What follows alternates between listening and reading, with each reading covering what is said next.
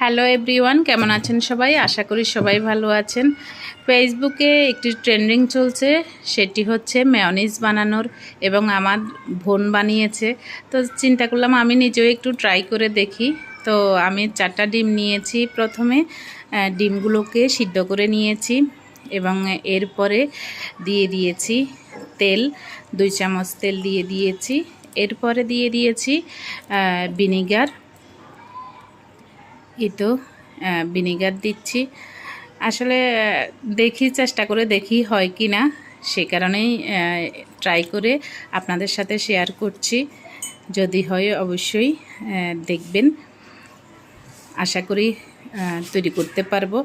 এবং এরপরে দিয়ে দিয়েছি জল, দিয়ে দিয়েছি একটু চিনি, দিয়ে দিয়েছি 1 চামচ, এবং চিনিটা পরিমাণের মতো যেই যেমন স্বাদ খান সেরকম